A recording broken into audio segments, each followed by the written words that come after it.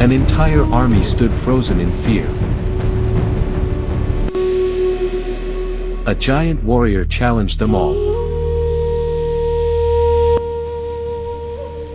And then, a shepherd boy stepped forward. Welcome to Bible Story VILLE, where ancient moments come alive, and every page reveals God's heart. Gather close as we journey through timeless stories, eternal truths.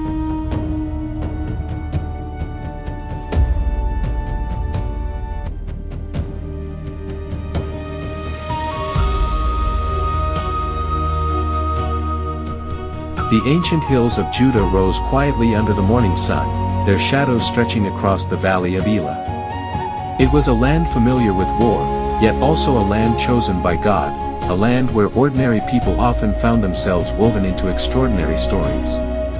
Among these stories stands one that continues to echo through ages. It is not merely about a boy defeating a giant. It is about faith confronting fear. Confidence in God standing against impossible odds. And how a single heart yielded to God can shift the destiny of a nation. This is the story of David and Goliath. The valley of Elah had become a battleground.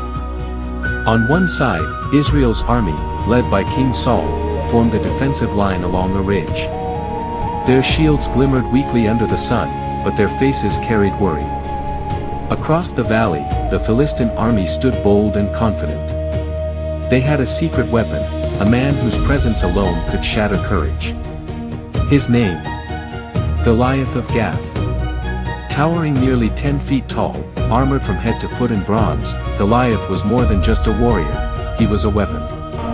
His spear was thick as a weaver's beam. His footsteps shook the earth beneath him. Every morning and evening, for 40 days straight, Goliath stepped forward and bellowed a challenge that rolled across the valley like thunder. Choose a man to fight me! If he defeats me, the Philistines will serve Israel! But if I win, you will serve us!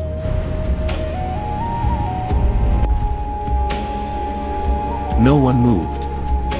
Fear had settled over Israel like a heavy mist.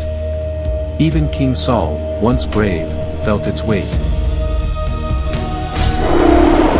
What could a young shepherd possibly do against a giant warrior? No armor, no sword. Only faith, and a single stone. Miles away, life was simpler. In the quiet fields outside Bethlehem, a young shepherd named David watched over his father's sheep. David was the youngest of 8 brothers, not a soldier, not a leader, not someone anyone would expect to be part of a national crisis. Yet David had something that few noticed, a heart deeply tuned to God. He spent his days protecting sheep, writing psalms, and playing his harp under the open sky. The Lord who protected When me will danger deliver me approached, again. a lion, a bear, David didn't run. He confronted Lord who it, protected trusting me the will God deliver me who again. watched over him. One morning, David's father Jesse called him. David, my son, come here for a moment. Yes, Father. I want you to take food to your brothers at the battlefield, bread and grain, I'll go right away, Father. and check on how they are doing. I'll go right away, Father. Good. Be quick and bring back word of their safety. I will, Father. The Lord will be with me. Take these supplies to your brothers at the battlefield, he said, and bring back news. David set out immediately, unaware that God had positioned him perfectly at the right place and right time. For 40 days, a giant mocked the armies of Israel. But one young man believed God would give him victory. His name was David. This is the story of David and Goliath, from the Bible. The battlefield buzzed with tension when David arrived. Soldiers whispered, armor clashed, and the scent of dust and fear hung in the air. Just as David greeted his brothers, a familiar... What is happening here? Why is everyone afraid? Goliath, he is in the valley! Goliath? Choose a man to fight me! If he defeats me, The Philistines will serve Israel!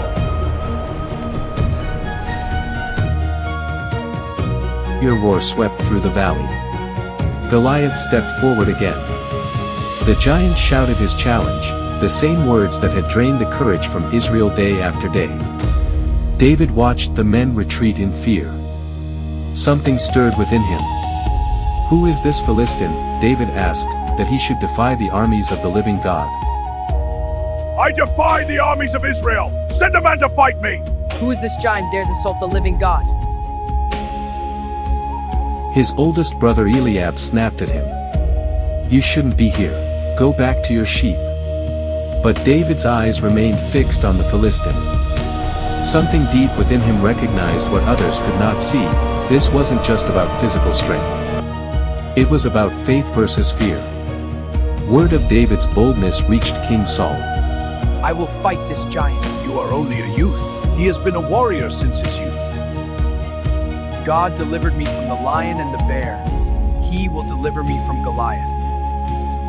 Try on my armor, David. I will, my king. It's too big! I cannot wear this. I will fight as I am.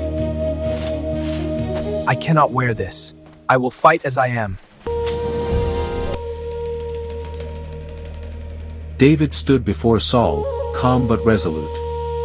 "You cannot fight him," Saul said. "You're only a youth. He has been a warrior since his youth." But David responded, "Your servant has faced lions and bears. When they grabbed a lamb, I went after them. The God who delivered me then will deliver me now." There was something in David's voice, a conviction that Saul had long lost. Saul agreed, but not without offering his own armor. David tried it on but moved stiffly. "This will not work," David said gently. "I cannot fight like this." He removed the armor and walked out with only his staff, his sling, and his unwavering trust in God. David descended into the valley. The air felt heavy. Every eye was fixed on him. He paused at a small stream, where water trickled quietly, a peaceful contrast to the tension around him. David knelt and chose 5 smooth stones. Not because he lacked faith, but because he understood preparation. He placed the stones into his pouch. Each stone represented courage, readiness, and confidence in God. Am I a dog that you come at me with sticks? You come with sword and spear, but I come in the name of the Lord.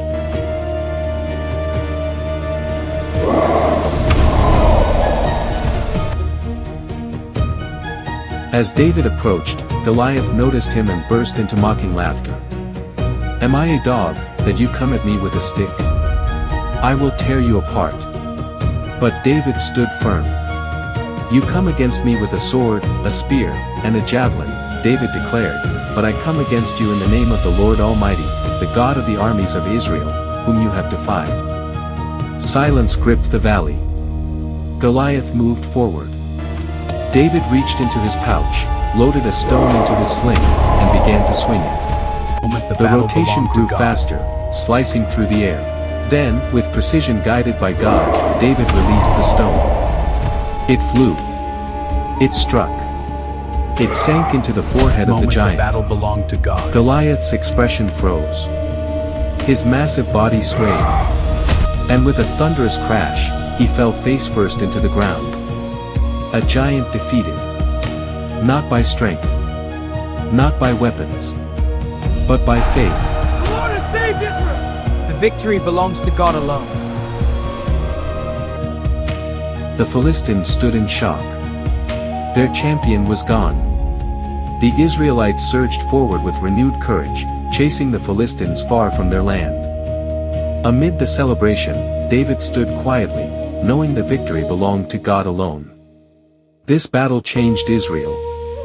But it also marked the beginning of David's rise. From shepherd to warrior, from warrior to leader, from leader to king. But even more importantly, it showed a truth that transcends time. When God is with you, no giant can stand against you. The story of David and Goliath is not merely a tale of courage. It is a reminder that faith is stronger than fear. God equips those who trust Him, regardless of age or status. Giants still exist today, challenges, doubts, opposition, but God remains greater. Victory comes not from human strength but from reliance on God. And so, across generations and nations, the echo of that battle in the valley of Elah continues to inspire us all. When God goes before you, victory is not just possible, David chose it is 5 certain. smooth stones, not because he doubted God, but because he prepared with wisdom and faith. That moment, the battle belonged to God. The Lord has saved Israel! The victory belongs to God alone.